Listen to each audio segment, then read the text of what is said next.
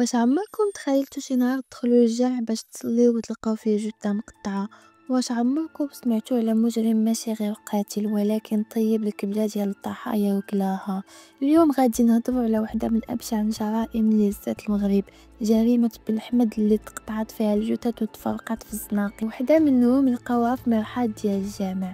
خليكم معايا حتى لاخر الفيديو باش نعرفوا التفاصيل الجديده ديال هاد القصه اللي كلها صدمات وادله واعترافات وشهود. يلا نبداو، ركزوا معايا مزيان.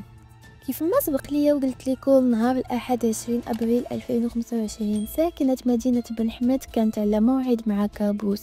في الصباح شافوا الناس شي دم كيسيل من مرحاض النساء في المسجد الأعظم.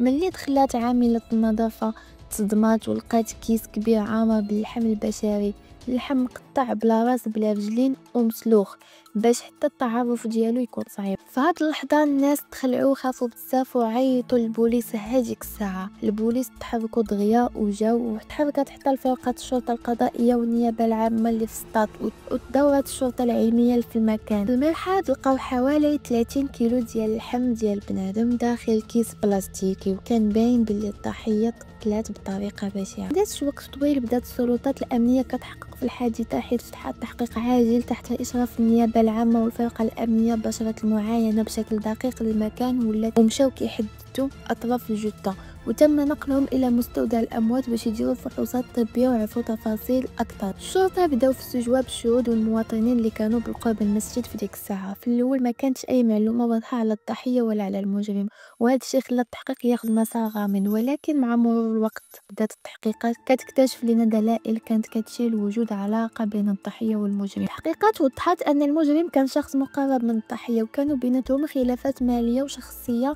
حسب المصادر الامنيه قرر المجرم ينتقم من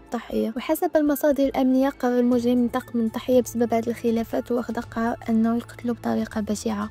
وكاين اللي كيقول انه هاد الضحيه كانت سكران ما واعيش ودابز معاه. ندخلوا في نقاشات هكاك حيت المجرم كان لحيه وتم حلفها فيه. من بعد داز وقت قليل وعاودوا تصالحوا، وقال لي لا صافي ما كاين والو، ولكن كان غير كيكذب.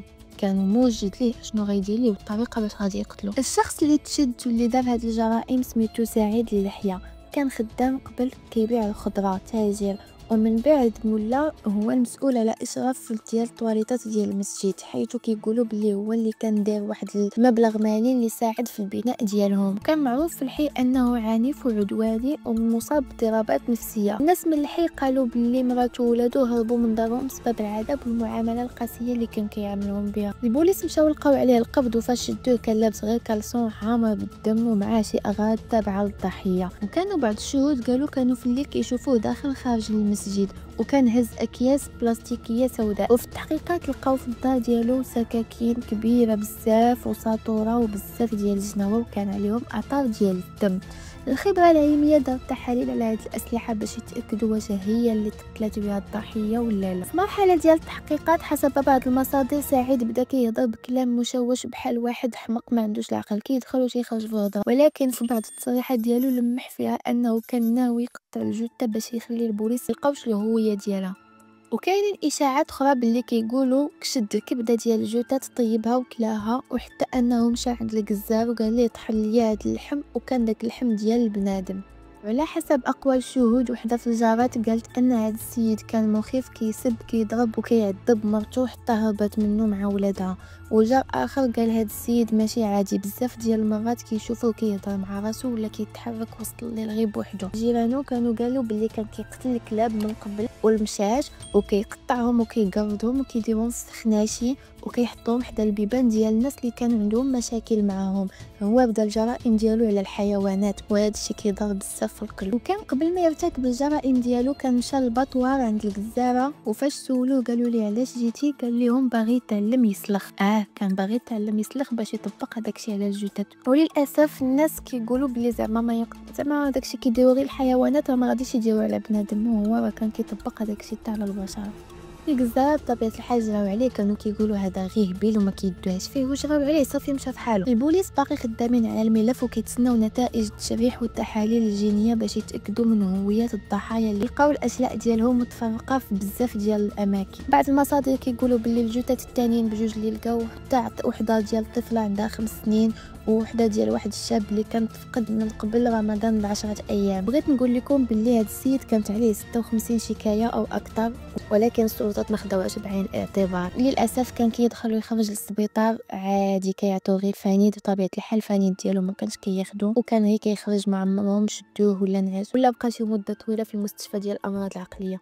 ومن بعد الناس كاين اللي كيقول راه مريض عقلي، مريض نفساني وحمق او هبيل، وكاين اللي كيقول لا بعقلو كيعرف يحسب الصرف ديالو، كيعرف يتقدى، كيعمر البوطه، كيدير كل شيء بوحدو. هنا كاين اختلاف بين الاراء. واش نتوما قولوا لي نتوما واش مع اللي كيقولوا حمق ولا مع اللي تيقولوا راه بعقلو؟ الجريمه ديال بن حميد ماشي غير صدمه، هذه رساله خطيره للحاله النفسيه ديال بعض الناس، وحتى على كيفاش كان غياب الرقابه والعلاج لبعض الحالات اللي ممكن تحول في اي لحظه لقاتل متسلسل. في بلادنا خاصنا نفيقوا، خاصنا نحميو بعضياتنا، وخاصنا نخافوا الله ونردوا البال لبعضياتنا بزاف. ما تنساوش ديروا لايك للفيديو، تخليو لي تعليقاتكم على هذه الجريمه. واش نتوما مع الناس اللي تيقولوا هبيل ولا اللي تيقولوا بعقلو؟ واش خاص القانون يكون اكثر صرامه مع حال هاد الناس؟ وبطبيعه الحال ما تنساوش تشتركوا في القناه ديالي باش يوصلكم الجديد مع ايمان تيلز. شكرا لكم بزاف، لوف يو اول. كنتمنى تشجيعاتكم ليا انا، يلا عاد باديه، وشكرا لكم بزاف.